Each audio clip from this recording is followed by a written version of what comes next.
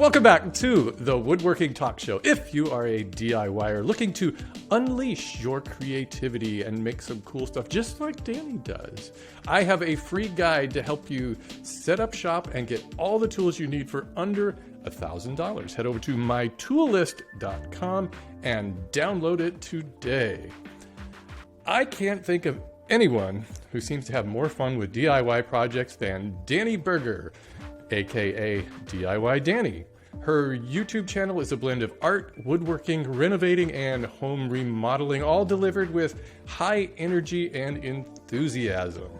All of Danie's projects offer practical DIY tips and advice, as well as ideas and inspiration that everyone can bring into their own homes. And it's more than that. Every video tells a story. That's really what I like about this channel. She recently bought a 150-year-old farmhouse that she's giving a complete makeover to, combining a bit of modern style and design while staying true to the home's heritage. And by the way, Danie, you know what my favorite room of your house is? Tell me, please. It's your guest bedroom. The third one or the one I just the dark one up there. The dark academia room. Mm-hmm. So like it's so cozy. It's like a B&B. I just want to stay there on a rainy weekend and just never leave. I don't know what it is about. What I hope to hear. That's what I hope to hear. Did you get mixed reactions from that room? Yes, and it's because I came up with a concept with another YouTuber. Her name's Alexandra Gator. Her and I collaborate a lot with each other because we're friends in real life, and I asked her to come in and do that room. So together we were like, okay, let's go bold with this space. Let's take chances because I knew that it was going to have a lot of mixed reactions when you paint your house, like your entire room, a very dark color, including the ceiling. But I love it. It's so cozy. I just want my whole house to feel like a quaint, cozy little countryside B&B for life. That's exactly what that looks like. It's got like a cool little fireplace in it. Yeah. It's like that. Oh, man. Anyways. You can stay at any time. You come to Canada, the room is yours. I'm there. I'll never leave. I'll just stay in that room, and I want it to be raining or snowing outside or something, so I don't feel like this need. I have to go outside or anything. Well, you're in the right season. It's probably going to snow next week, so come on down. Come on up. Come on up, right? Come on up. Sorry. Sounds weird, but yeah. Danie posted her first video to YouTube, DIY farmhouse dining space makeover for under $200 on May 11, 2019, immediately establishing her style. Since then, in just 2.5 years, she has racked up almost 15 million views and accumulated 221,000 subscribers. Wow. And yeah, those numbers are impressive, but honestly, it's not really surprising after you watch just a couple of her videos and you just find yourself, you keep coming back because of her can-do attitude and infectious personality. But I think the best summary of what she does is in this quote from Danie herself. Creativity is not a skill, it's a feeling. Don't shy away from it. Instead, lean into it and watch what happens next. Hey, Danie, welcome to the show. Thank you for having me. It's a dream come true to be here with you. Man, I am so hooked on your channel. It really is just infectious to watch you and do all your projects. And with that quote, what do you say when you must hear people say things like, oh, I wish I was as creative as you, or I wish I could come up with ideas like that. Yeah, I do hear that a lot. And it's crazy because I never really thought that my creativity it's not any better than anyone else's, to be honest. It's just I have built this platform that allows me to share it, and when people started responding positively to that creativity, I was like, oh, well, that's great. Let's do more creative projects and let's share that creativity with the world. And then it just really caught on and people liked my ideas, and it's been like a whirlwind. It's great. I don't know what else you can do. It's just, it's great. What kind of a kid were you? Were you really creative as a kid? Were you one that took the finger paints and just smeared them everywhere? Yeah, I would say I was a very introverted kid. Very shy. Really? Yeah, I was very shy, very introverted, loved to do art. I was a person who would I was very good at like playing with myself and creating worlds, a world of stories. Like that was my favorite part when I was a kid. Like I'd create these like little worlds with all my little creatures and stuff. And so it's always, the creativity has always been there. And like this idea around building worlds and story. And so that introverted self kind of really came through. But now I'm just kind of getting a chance to actually share that introverted creative person in a very big extroverted way. Yeah, you picked about the most extroverted way to be an introvert. Do you still consider yourself introverted? Oh yeah, I think that. Really? But I call myself an introverted extrovert in the sense that this job was perfect for me because I get to be the extroverted, like creative, kooky person that I love to be, and I get to do it alone in a room by myself, but then share that personality with the world, and they get to see that side of me that I'm too shy to share if I'm like out in the world. You know what I mean? Right. If that makes sense. It's it was the best combination for me. I think YouTube was always the space I think I was meant to be in a weird way. Well, take us back to May 2019. What was going on around then? What made you decide to, hey, I'm going to post a video? Yeah, that's always the big question. Like, what made you start the YouTube channel? Well, I was actually in the film and television space before YouTube. So my job was a digital producer. And my job was to produce stories for digital landscapes for other big brands that were doing DIY content. And part of that job was to be on another YouTube channel. So I did a few DIY projects here and there, but we also produced a series called Buyer DIY. We actually, on that series, I wasn't meant to be the DIYer. We were casting for a DIYer, and we couldn't find one that had the right mix of personality and ability to create. It's very hard to find the two together. And then someone was like, well, Danie, why don't you just do it? And I was like, me? Who, me? Why me? So at the time I was like, this is crazy idea. But anyways, I did it. And that's when I really started sharing a lot of my like weird creative ideas on this series called Buyer DIY. And after that, I was like, oh, people really like my ideas. Like, this is a lot of fun. So at that point, then I was like, okay, I think I would really like to try this. So I started my own channel and just doing like little projects here and there. But I didn't ever, I know this is going to sound crazy, but I didn't set out to make a DIY how-to channel. Really?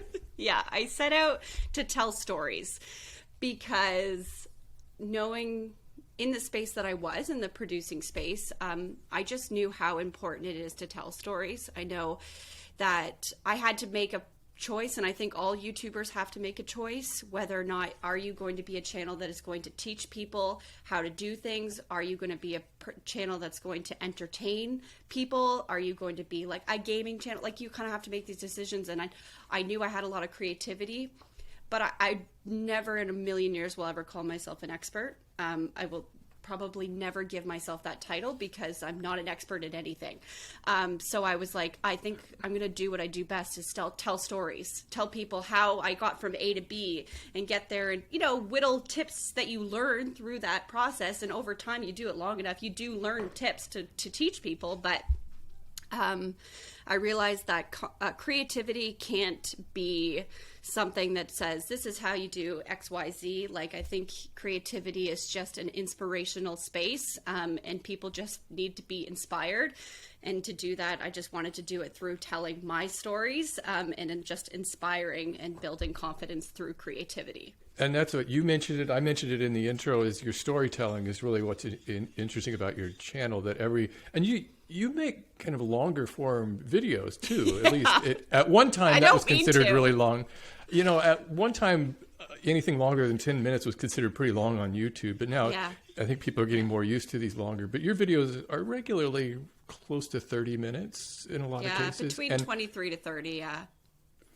Do you, and you started out, like your very first video kind of established your style right away. So it sounds like you already had some people in place. Who is on a team of people working with you? So me and there was an editor. His name was also Steve. Him and I had worked together in the digital space, but we both knew each other very well. He knew my personality and I knew his editing style, and like we kind of just molded that together.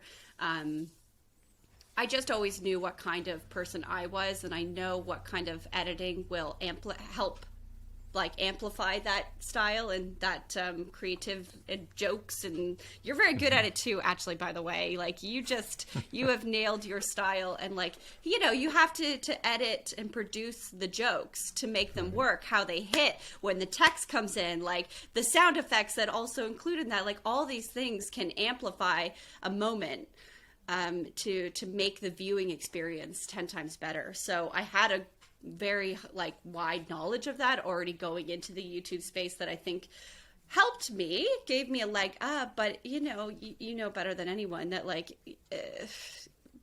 your ideas can be the best, but we all know that personality is king. People are subscribing to a person, to an idea, and I had to be something that was different than what other DIYers were doing. So the only way I could do that was just be myself and be funny. Right. Tell jokes and not take it so seriously. Well, it's a great combination of storytelling and kind of it's a kind of a blend of well-polished video and editing and kind of very YouTube vlog style, really, with you just talking directly to the camera. That works out really well. How do you plan out a video like that? Or do you just kind of wing it and see what happens in editing? Sometimes. A lot of it is winging it. Some of it is planning. I think actually most of the planning is in the post process. So I go in with an idea, and I've thrown a lot of things at the wall, to be honest, Steve. I've tried different styles, different jokes, different ways of doing things. You do evolve and grow. You have to try new things over time. But I think, a lot of the let's call it producing, comes at the end, where I'll just set out, I'll make a video. In the moment you think of jokes, they're a little bit more preemptive of I think this would be funny. Let me film this really quickly. And then what I'll do is I'll go watch all the footage back, and I kind of actually start to mold a story by watching the footage. What story, what is the best story that I can tell with what I shot? And then basically create an arc, and then I write it out in a beat sheet, and I give that to my editor, and then he takes that and then he starts to mold that out. And in the past year, I actually started with a new editor who is probably funnier than me, and I think he's actually made me funnier in because of that. He actually makes fun of me, because I think life, you can't take life very seriously, and things are just, I do a lot of dumb things, Steve. I do so many dumb things, and I think he's found a way to, in a lighthearted way, kind of poke at that and be a second character on the channel, and it's just amplified and made my content so much better. So it's been a real blessing to have a creative comrade like that to work with. That's one of the things I love doing, is when you discover those moments when you didn't realize it when you were shooting it, but when you're looking back on the video, you go, oh, this is a pretty good thing. We can do something with this. Do you edit your own content? I do. Yeah. Well, mostly for my own, for some of my courses and those kind of things, I have an editor, because they're just too big and involved for me to just handle it myself. But yeah, I actually enjoy editing a lot. I just have fun with it. And I never know where it's going to. Unlike you, I don't usually plan out a story very well. I just kind of shoot it and okay, I'll sit down in the editing and figure out how we make this make sense. To be fair, if I was editing my own content, I don't think I would do all of that hefty work up front. I think I would probably sit down with an idea in my mind of what the story is going to be. But I would feel so bad to just plop a whole bunch of footage in my editor's hand and be like, good luck. Because I do shoot a lot. I film a lot of footage that doesn't make it to the YouTube screen, which I've started sharing a lot of that with my Patreon friends. So they love that stuff. But it's been nice to be able to repurpose some of that content and put it into a new place so it doesn't feel like wasted filming time. But yeah, it's hard because I'm trying to actually reduce the amount of time that my content, I'm trying to get it down to 15 minutes. It's been very challenging, but I'm actually trying to do that because I think shorter content does do better still on YouTube.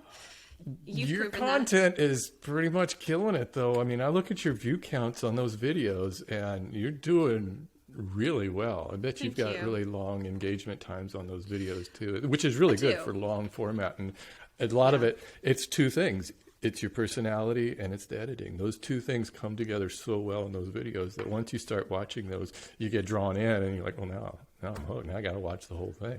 Well, I got to say, not to toot your horn too much. Do people say that? Anyways, let's start over. But I have to say, anyways, let's move on to that. I think your channel was one of my inspirational pieces that I used when I first started out my own YouTube channel, of like how to be really energetic on camera and like the editing stuff, the fast editing, and like you're very good. You've nailed that style, and you were one of the channels that I actually looked to create like a, like to inspire elements on my channel. So thank you for that. I feel like I had to be honest about that. Oh, thank you. I appreciate that. You're a veteran in the YouTube space. Ugh, I know. People call me like the old timer. Like that's what my biggest fear is. Like I'm just this dinosaur here on YouTube at this point. 13 years just grinding out content. Now I'm doing podcast. You're doing great. You are doing great. Don't sell yourself short. You're doing such a great job. What have you? Is there anything you've really discovered about YouTube that you weren't really expecting as far as being a creator? How much it changes and evolves so quickly that you can't keep up, I think is you finally establish a look, a style, a feel, and then suddenly it's out. Like, oh, long content's not cool anymore. Oh, it's got to be shorts, or like, oh, you short gotta and vertical. Yeah, and you can't keep up. I feel like I'm always struggling to just be in so many different places, and I'm like, can I just do one thing right first and then expand? Which is why I'm not on TikTok. I was talking to Ben Ueda of Homemade Modern, and he said he always has this fear of just missing out on something, that there's so much stuff he's leaving on the table. And I feel the same way all the time, because there's so many different things you can do. And it's like, I know everybody tells me I need to be doing live streaming. Everybody tells me I got to do the shorts. Everybody. And you think, I just want to just make my videos. I know. I just want to be in a room alone and make some cool stuff. And then everyone's like, but you got to be doing this. And, well, have you ever thought about this? I was like, yeah, sure I have, but I'm one person and nobody films with me, so it's like, you can only do so much. Heaven's sakes, it's a lot. Where do you come up with your ideas? What inspires you for your video ideas? And do you have like a whole list of ideas that you're just trying to crank through, or do you just that's a very good question. If I knew the answer to this, I feel like my content would be like so much better. It's time of year, I think, is obviously we try to be trendy. Put that trendy word out there. We try to be trendy or do things that are obviously are going to hopefully do well. Tent polling. That's what they call it in the business. Tent polling.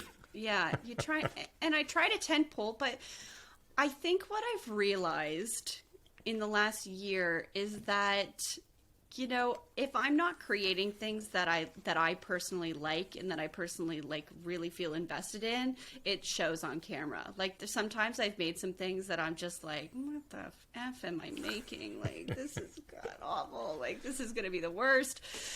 And it's so evident, like my energy just isn't higher. I'm dragging myself to go and film that content. So I made a promise to myself that I would always make content that I felt passionate about. And if that meant that it wasn't in season, and if that meant it wasn't ultimately trendy, that is just something I'd have to live with. And because the day that YouTube doesn't become fun is the day I'll stop. Yeah. I've been through many periods like that. And don't be afraid when those come up where you think, why am I doing this? Because it's a roller coaster. Sometimes you're up, sometimes you're down. But right now you've been riding high for a couple of years now, and I think it doesn't look like you're going to be dipping down anytime soon. As long as you can keep cranking out the content, it's doing really well. It is a crank. I feel that crank, and it's a slow one. You're just like, then the next video comes out, you're just like, God, keep going. Yeah. Oh, I envy the people that come out with content like once a month, and they get like 1.5 million views on it, and you can ride that. Right, exactly. Oh, tis the life. But no, I'm okay. Doing high production content once a week is a challenge. It's a lot of work. Yeah, it's a lot of work, and I don't think people understand how much work it is. They're like, "Oh, I wish I was a YouTuber." I'm like, "Do you? Would you like to step into my life for a week, and then we'll talk?" Yeah, I don't know if a lot of people realize how much work goes into producing a video, especially when you see something that's on screen for 15 to 20 minutes or whatever. You think, "Oh, okay." Well, it's one thing to make something, come up with an idea, but I think it's a whole other thing to come up with the idea and film it. And tell the story in a way that makes sense and be energetic and like, be at a 10 when you feel like you want to be at a 2 that day, on the energy scale. What do you do on those days when you feel low energy and you think, I really need to shoot though? Do you ever just postpone it and say, nope, I'm just not going to do it today? Sometimes. I have a couple times, but I actually find that on those days I will push through moments and just get through that. But I find putting on my headphones, listening to my favorite tunes. I'm a total geek, Steve. I listen to a lot of Lord of the Rings content. Lord of the Rings. I love soundtracks. I was going to ask you, what are your favorite bands? And you're like, oh, I'm listening to Lord of the Rings. Oh, have you heard of John Williams? Yeah, I love listening to soundtracks, and I just find that it puts me into a world that I love to be in. I love putting my headphones on, and I just genuinely love building things. So when those days I feel really low, I'll just kind of push through the moments I have to and just get in my headphones. And 9 times out of 10, I do feel better after just kind of getting into the introverted world of building. It's great. Do you ever, so when you feel any low energy, is it usually related to the video making part of it rather than the actual project? I think the low energy just related to life. It's just, we're all human. We're all trying, we have our ups and our downs, and some days you feel good, some days you don't. Sometimes it's because of being a creator that I feel the ups and downs. You probably know just as much as me, it's hard to be so exposed all the time. We share so much of our lives. Even though maybe it's just in your garage, or maybe it's, I don't show a lot of my personal life. I don't do that part, but there is a sense of exposure that we have to give out to the world to make us a little bit more approachable. And that can be taxing on your well-being. Highs and lows, right? I think it's smart for any YouTubers. Try to keep that personal life pretty much free from your videos. I did that a little bit of it creeps in. It's inevitable, but it's highly curated. Yeah. I'm editing these videos. I ain't going to put anything in there that's potentially going to be. Yeah, I hear you. Did you ever feel that though, as a creator? Did you feel a little bit more exposed, or you go out in public and people actually know who you your face? How did you manage that? Yeah, that happens, and it's. At times it's flattering, and the thing to remember is that I always want to be friendly, even though it's, I had a guy stop me at Costco one time, and I can always tell because I just hear this voice, "Hey, Steve," but I always got to be careful just to even though I might be in the middle of something, just please, why are you doing this? Yeah. To be nice, because you don't know what this guy could be telling everybody about his experience, and I just want them to have and it's just usually a short interaction.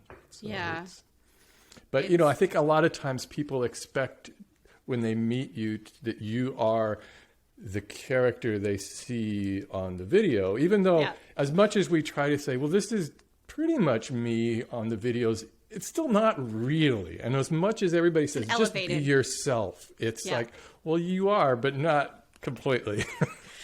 Yeah, there's the rule I always say, and this was something I learned from my past career, was when you're on camera, you have a scale of, like 1 to 10 of your energy level. And, what the great spot to be is an 8. And normally when you feel like you're at an 8, you're actually at a 5. And that's how it, like, even though, like, I can be like, oh, I'm really energetic and good.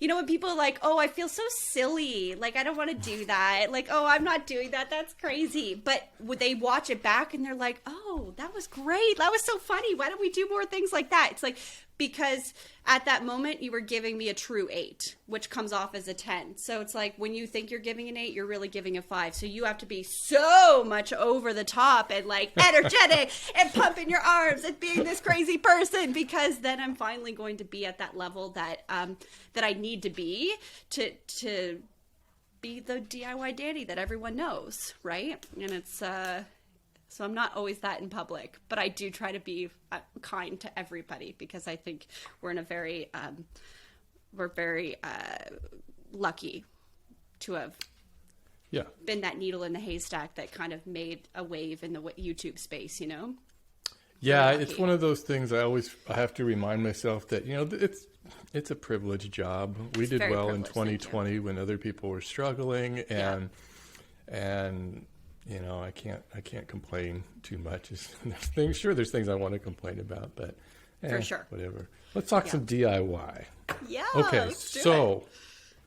Well, first of all, I got to ask you, you've got several different names. You've got DIY Danie, DIY in progress. I see it right behind you, and you've also got like DIY diaries. I'm confused. Set me straight. DIY Danie is who I am on YouTube. DIY and in it's progress. The channel name. Yeah, and DIY in progress is kind of like my world that I live in. So it's like the mothership. It's my business name. It's my brand. Okay. And DIY Danie lives under DIY in progress. I think if I had known that way back in the day, I might have called my channel DIY in progress and been Danie, but that's not the way it went. And to change your name now or change it, as I'm like, ugh. It's that whole branding. It's a whole thing. So my blog is DIY in progress. My merch is DIY in progress. Now I've had like little elements within my merch, like the Make It Messy line, which the whole idea is like you wear things and the idea is to DIY and make them messy. It's clothing that's meant to be dirty. Because we all. Hey, you got a quote from Mrs. Frizzle about making things messy. I love Mrs. Frizzle, and she was from Magic School Bus. I remember reading those to my son. He was little, and they were so cool. The little girl always says, according to my research, and she would figure out the things. I don't remember her name on there. Phoebe. That's it, Phoebe. Yeah. Yeah. Do you know I met the voice of Phoebe? She actually works in the film and television world. Yeah, it was a great day for me. I just, it's that whole like motto, that whole life lesson of just like get messy, make mistakes, and like it's just I feel like that's what the creative space is meant to be. Don't be so rigid about things. If you want to stick your hands and get it dirty and throw it against the wall, just do that. Like creativity is not meant to be a neat thing. It's make it like go get messy, have fun, explore new ideas. Like she just evokes such a great life set for everyone that we should all follow, and I just thought that was such a big thing for how I felt about creativity as a whole. How do you define DIY? How do I define do it yourself? Well, it's about doing it yourself. It's about doing it yourself. Yeah. It's funny. No one's ever asked me that. How do I define DIY? I think for me, because my channel kind of dives into so many different mediums, I'm not just a wood builder. I'm not just like, I do painting, I do crafty stuff. Because I think I'm a little bit of everything. I'm a little like a jack of all trades, I guess, in terms of what I love in the creative space. And I didn't want to pigeonhole my channel into being a specific thing because I love trying so many different things. which is why I really focus on personality and story more than the idea itself. But yeah, I don't know how I would define DIY. I think DIY is just meant to be anything that makes you feel good. At the end, when you build something and at the end of it, you're like, wow, I built that. Like, that's my home. Like you're that feeling of feeling proud of yourself, and that you had maybe you didn't have the confidence before that, but after building something, that confidence you build, that good feeling inside you, that you're like, wow, I actually did that. And when people come over and they're like, oh, where'd you get that? You're like, oh, I made it. That feeling, you can't take that from away. Like, that's what DIY is. It's truly like an accomplished feeling, I think. Yeah. And with YouTube, you have that opportunity of the satisfaction of knowing that what you're doing is also inspiring other people to maybe try things that they hadn't even considered, or maybe try things that are way outside of what they're comfortable with. 100%. I always say I build confidence with creativity. And that's what my channel is about, is building confidence to do and try new things. You know what I like seeing is you calling it your she shack or your she shed. How's that coming along? It's good. Looks great. I mean, thanks. I mean, it's got a winter coat on it right now, which I will. A lot of people were like, oh, why didn't you insulate the whole thing? I just recently insulated the roof and did some things around the doors and windows so that the cold drafts wouldn't come in. But my partner and I next year, we're building a three-tier garage. Like, it's like a three, I don't know what they call them, a three-door garage. Sure. Three-car garage? Three-car garage. Sure, let's go with it. Great. And we're looking into building one of those, and hopefully, should guidelines let us, we'll have like a little creative studio above it. And so it's like the level of investment I want to put into my she shack is like very teetering, because I know it's going to be a true shack very soon.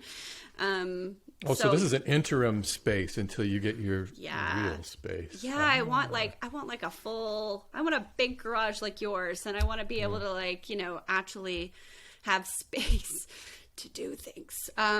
Which has looks a lot. It reminds me of my shop in a way, because I see a lot of green tools there on those Ryobi tools. Well, it's hard. It's not like you love one brand or the other. It's just you invest in a battery system, and you got to stay on the battery system. It's annoying having so many batteries, and that's what I always say. Yeah, and there's just so many different tools, and I definitely don't believe that using a type of tool makes you better or worse. It's I mean, that's just me, but I like Ryobi brand. I like it. I think it's great for DIYers. Oh, it's totally. I always recommend it. I was like, that's the best one you can go with for the affordable. And it's always, it's not going to have, you're not going to have problems with it if you're just, a DIYer, you're working out on weekends and stuff. You're fine with that. Yeah. Is there any tools on your radar that you'd kind of like to get? You think, this might help a little bit. Oh my God, always. Like literally make lists all the time. I just got two actually that were on my list for a long time, which was a miter saw stand. Oh, right. I saw that. Game changer. Like, just the fact that you can just cut a piece of board and it doesn't fall. Like, that was huge for me. So it's like, I'm such a newbie in the woodworking space, so I apologize. Cause it's little things like that just bring me so much joy. The idea of being able to cut a board and it doesn't go anywhere. You're like, wow, these, Isn't a miter saw just such a powerful tool? I always recommend for everybody get a miter saw. Yes. It's amazing what you can do with it. It's the best. I love mine. I use mine all the time. I'm also a big fan of a reciprocating saw, or a sawzall, whatever you want to call it. I just think that the tool is, especially when you own a home, that tool is so good for everything. I love my jiggity saw.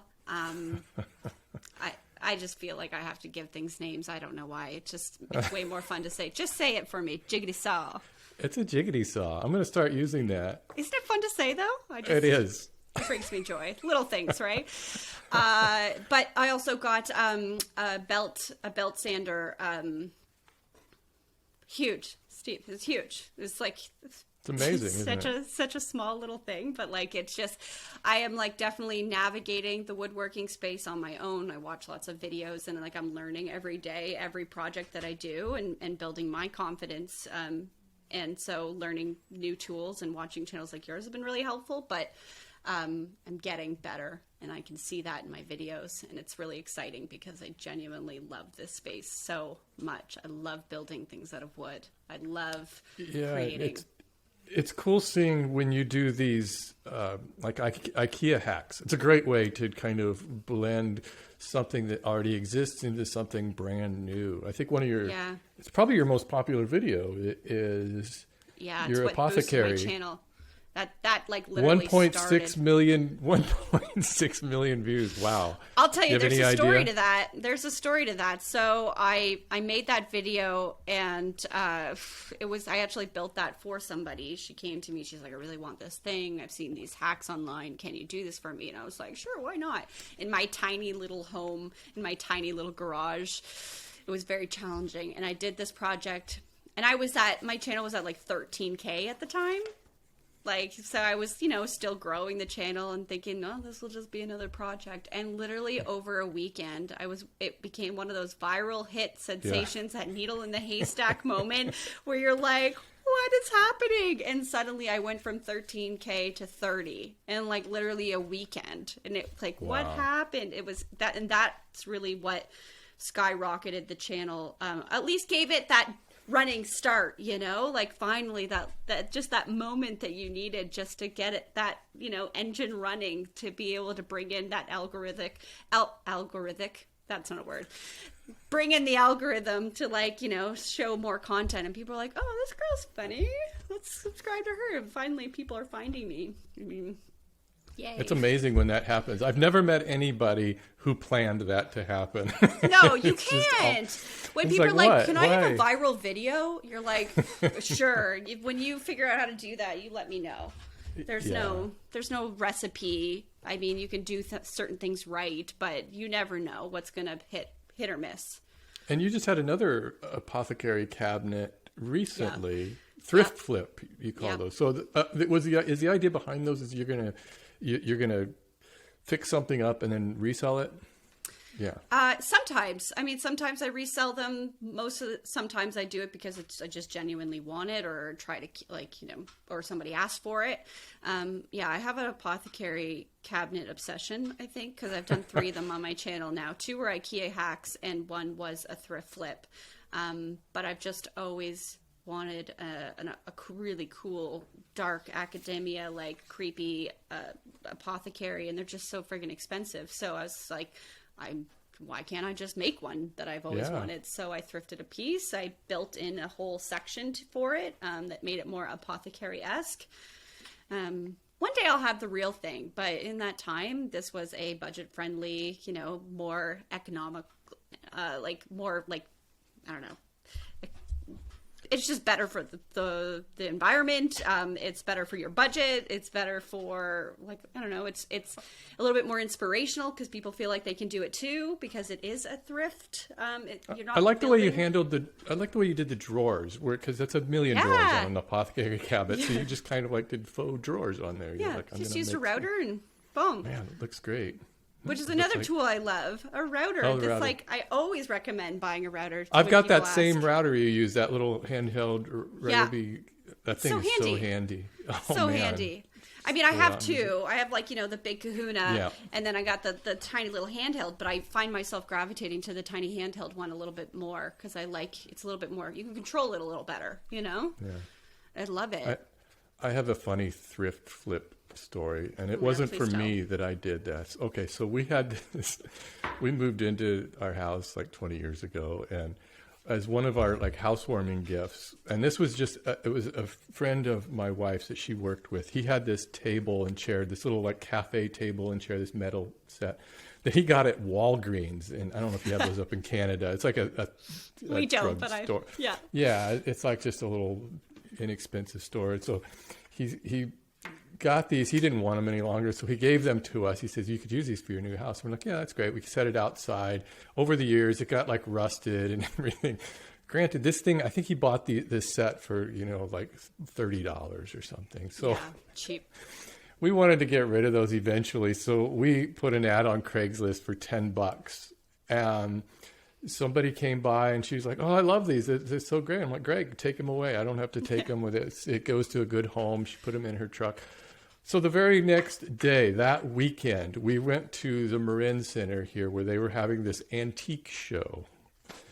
What did we find there? This woman selling that exact same table and chair for $165, and it had a sold sign on it. Somebody bought a Walgreens set that was, she said, she didn't do anything to it. She was like, "Here it is, it's antique." Slapped antique on it and call it a day.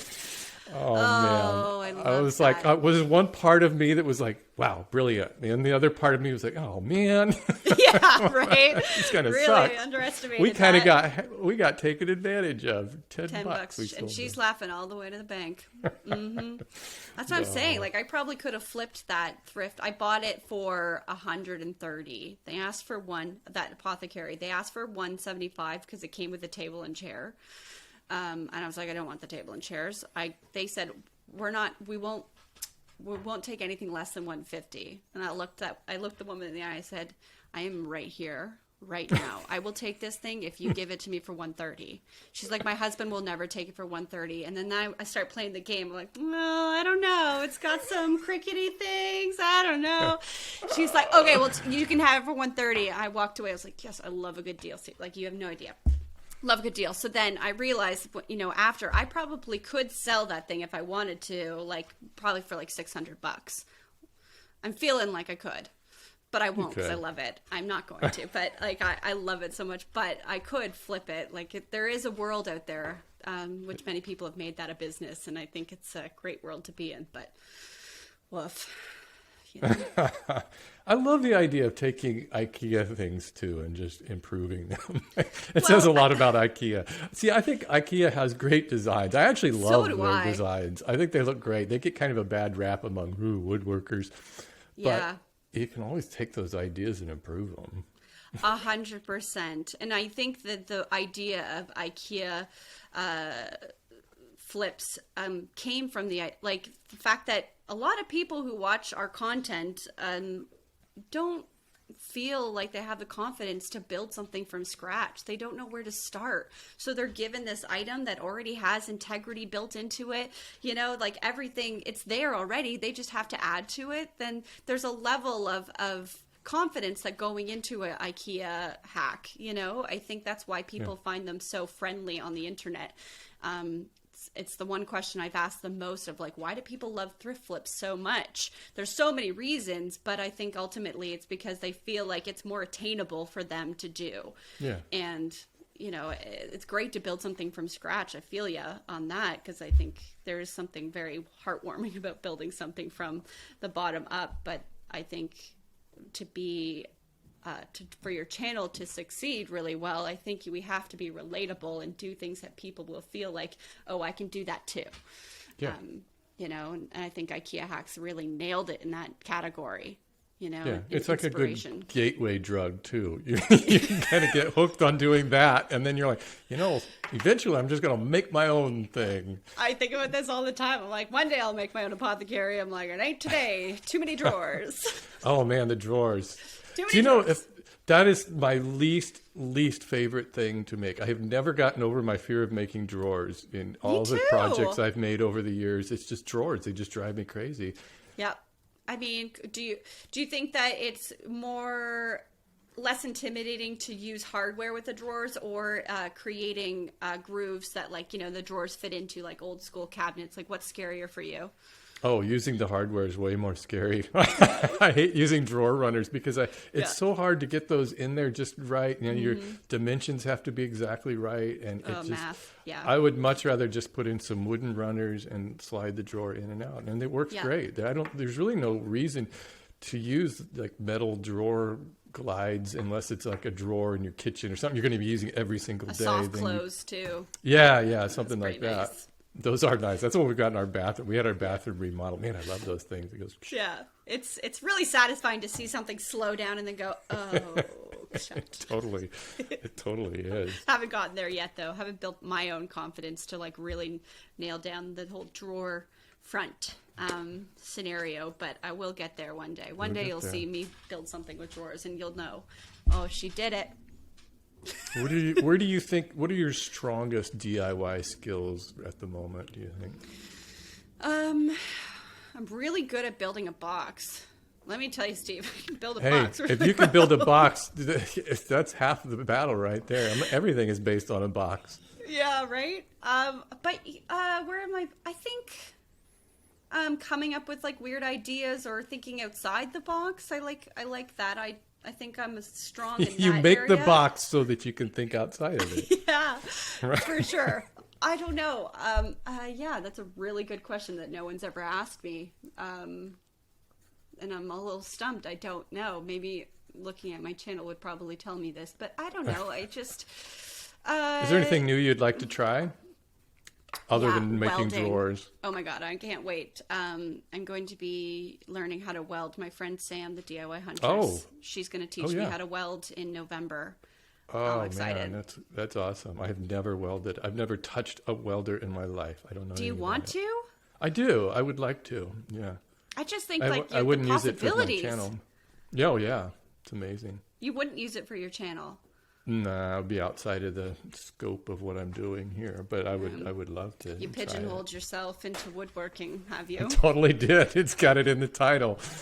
Not only that, it's pigeonholed for beginning woodworkers. So I don't I wouldn't bring a CNC or something like that into. Oh yeah, that's a little challenging. But what you don't you feel like you could do like a welding for beginners, like learn with me, kind of like the trials and errors of here's an expert in the wood space, and can those skills move over into the welding space of like building maybe a frame with a wood top on it or something in that world? I would do that if it was on maybe a separate channel or something. I don't think I would do it on my main channel.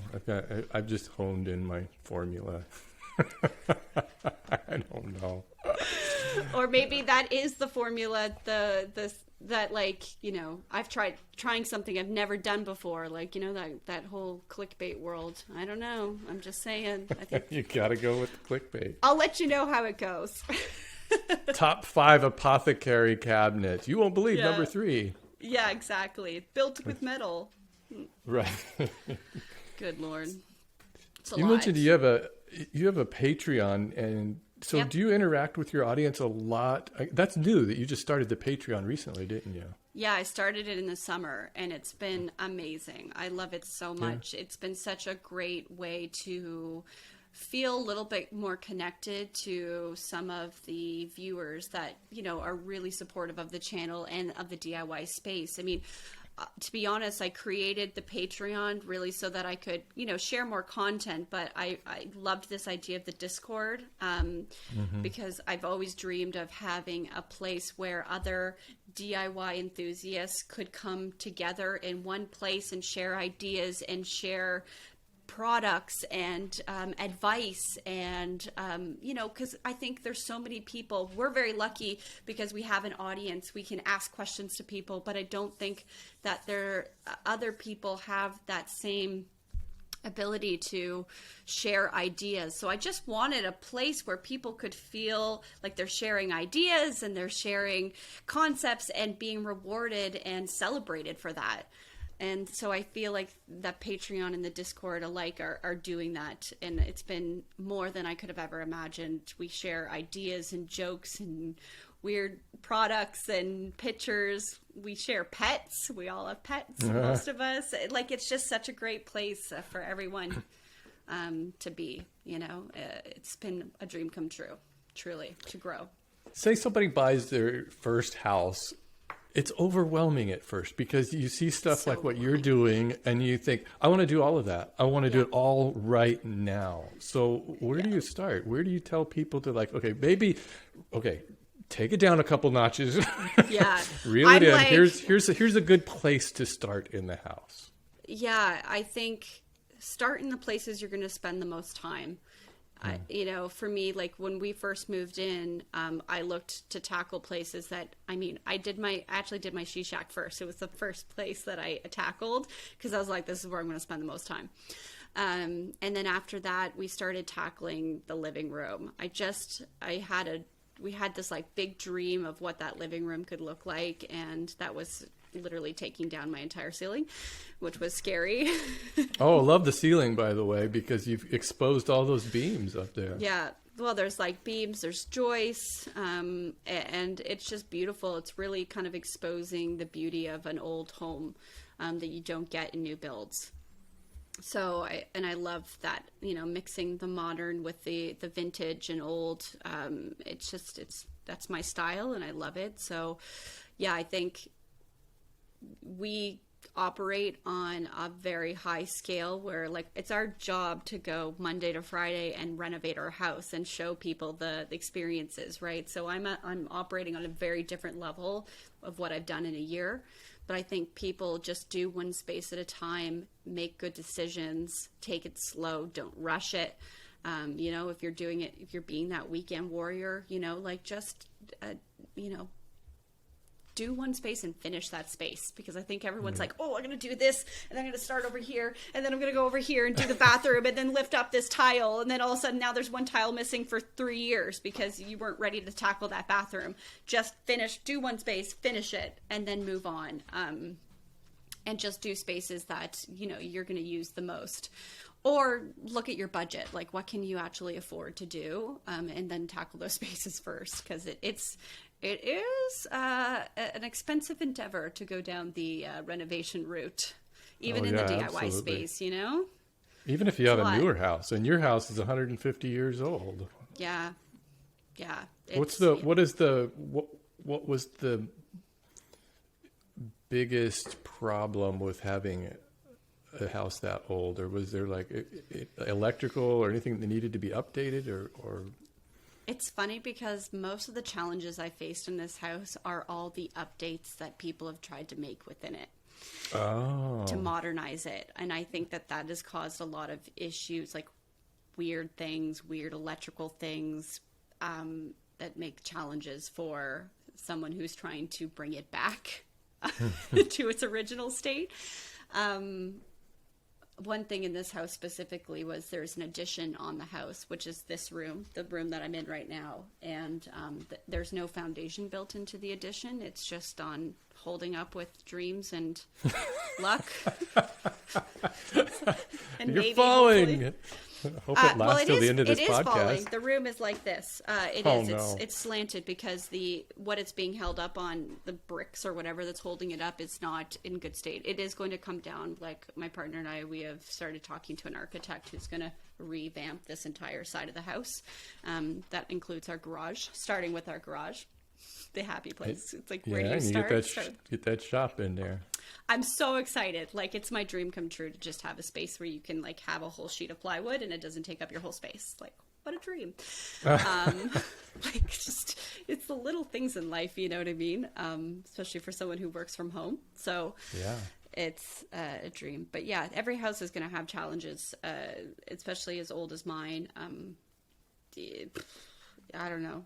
There's been a lot of different things. You worry about mold. You worry about boards, the foundation, the way that we're on a well system here, so it's a little bit different, and like how that works with the sump pump and all that, which gets into the really boring stuff that nobody cares about on YouTube. So I don't really go into that world, but nobody's going to tune in to watch you talk about your sump pumps. No, exactly. It's like, well, that's not as fun.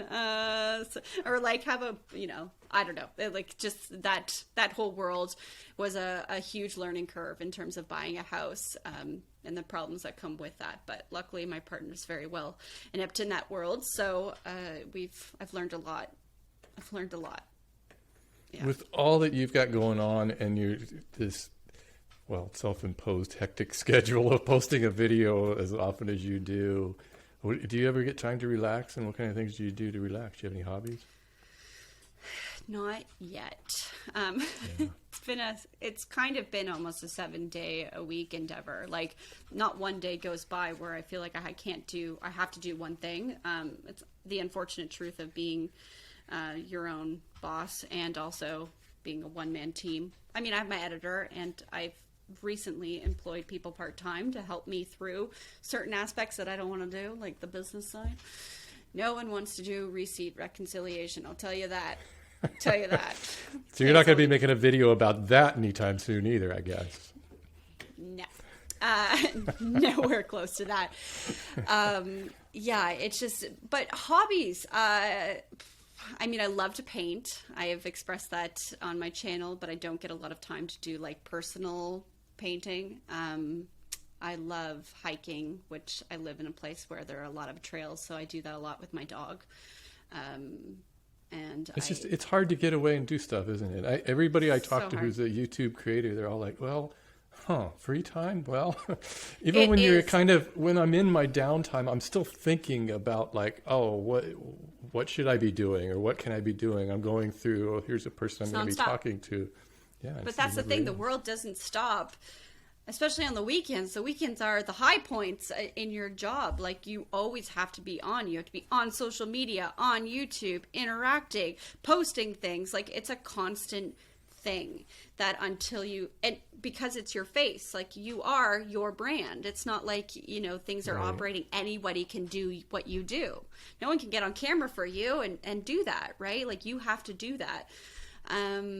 So that's, I think, a big challenge in that sense, that, only you can do certain things. So it's a lot. Even when you want to try to relax and do something, even if you're doing I would imagine with you doing some artwork, you're also probably thinking, I should probably get out the camera and shoot what I'm doing here, because this could be content. So often. Everything is content. You're constantly thinking. Yesterday we built a wall for our friends who just bought a house, and someone was like, "Oh, did you film it?" I was like, "No, I did not film me building a wall." Well, actually, it was truly. It is kind of interesting. A lot of people don't know how to build a wall. And it's not as hard as you think. But like, no, I didn't film that. But maybe I could have. There's a thing, like, maybe I could have Instagrammed it and talked about it. But see, I would feel so much regret. I'd be like, oh, damn, I should have shot something. Now thinking about it, I'm like, damn, I should have put something on Instagram, but I didn't. I was just like, I don't know. It's just, there's only so much you can do.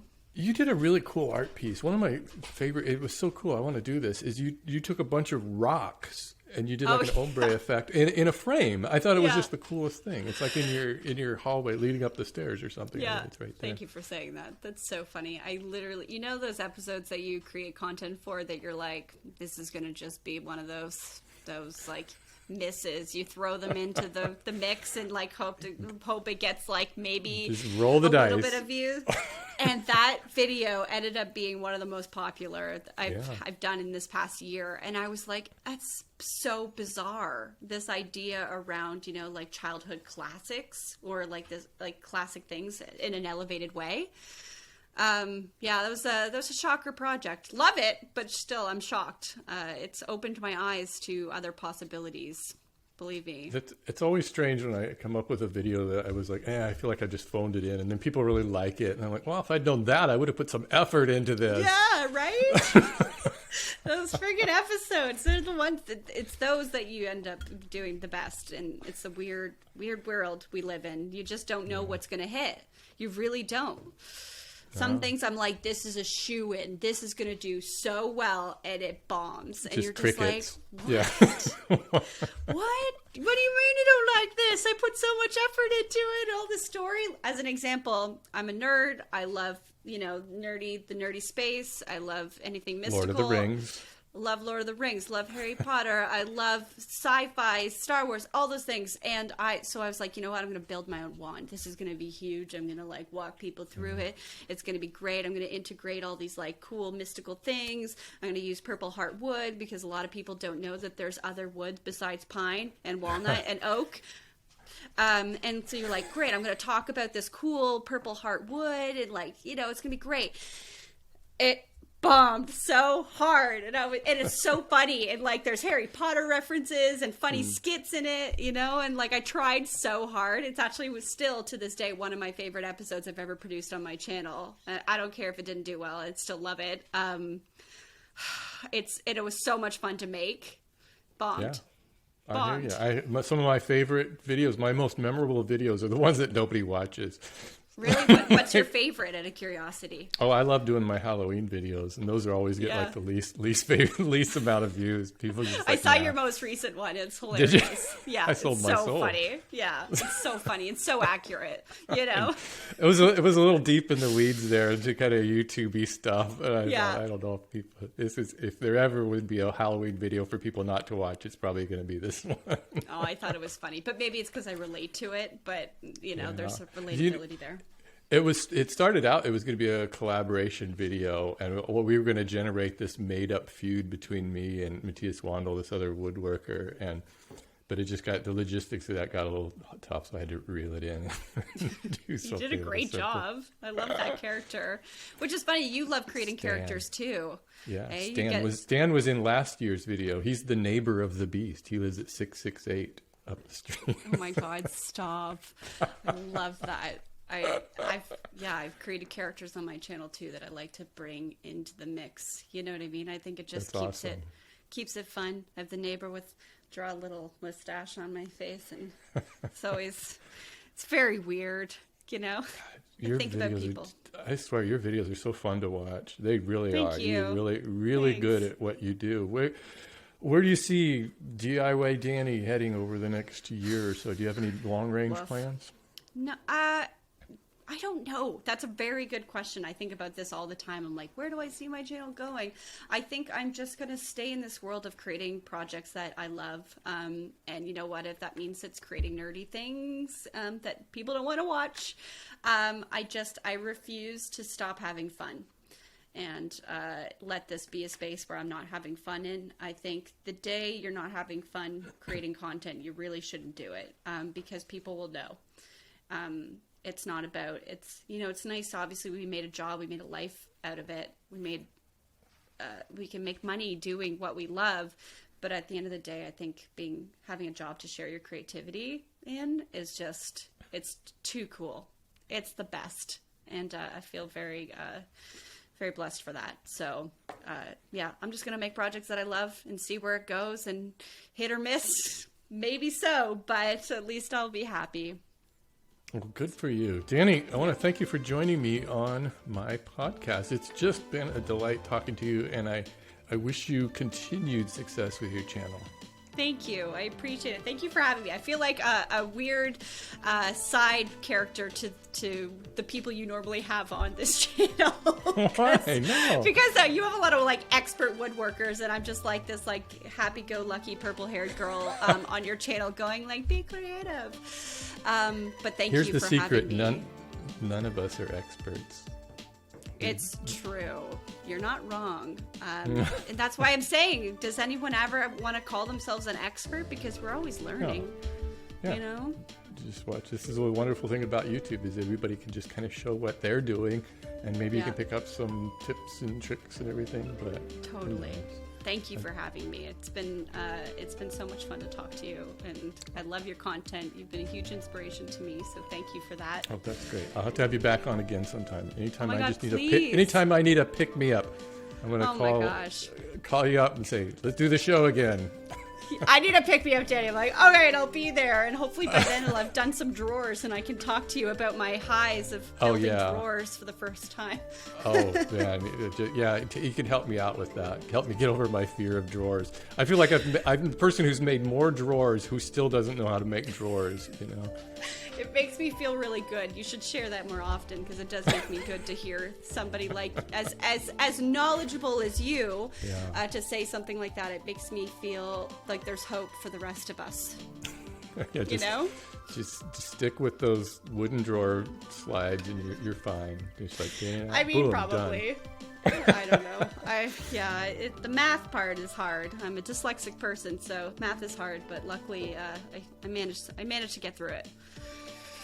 Sounds Still good. love it. Well, thanks for listening, everybody. I'll see you next time.